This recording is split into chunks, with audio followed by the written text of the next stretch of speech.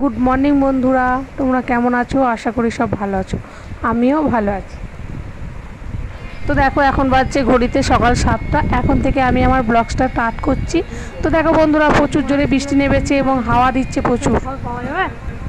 তো বন্ধুরা, এই সুন্দর পরিবেশে ঝিরঝিরি করে বৃষ্টি পড়ছে, হাওয়া বইছে, তেমন একটা মনে গান আসছে। সেই গানটা আমি তোমাদের শোনাতে চাই, তো তোমরা শুনে দেখো কেমন লাগে।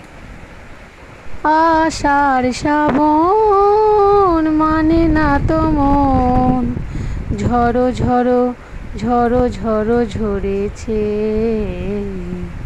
তোমাকে আমার মনে পড়েছে,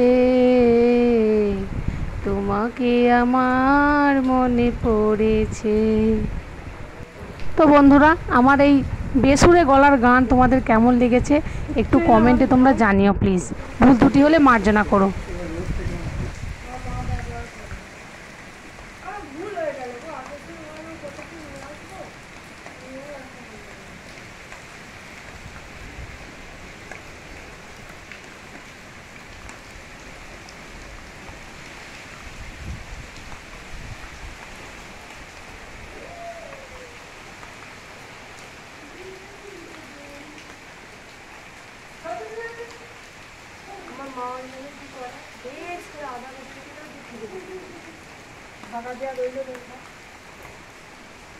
আদা ছাড়াও হয় খিচুড়ি, আদা ছাড়াও খাওয়া যায়, কিচ্ছু অসুবিধা হয় না।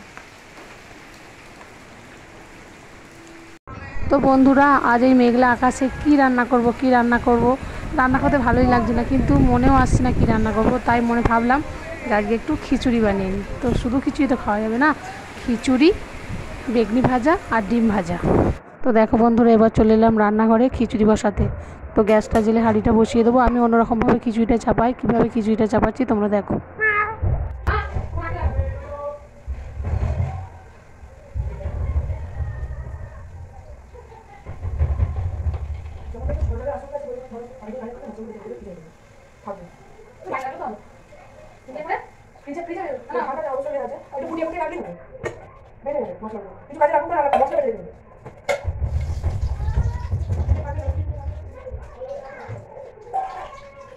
তো দেখো আমার খিচুড়িটা বসানো হয়ে গেছে।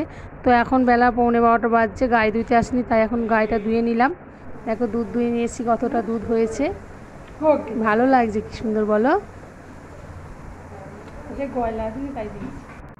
তো দেখো আমার বেগুনি ভাজা রেডি, লাস্ট পোর্শন চলছে। তো এদিকে খিচুড়িও কমপ্লিট হয়ে গেছে, দেখো কি সুন্দর রং হয়েছে। এদিকে ডিম ভাজাও কমপ্লিট।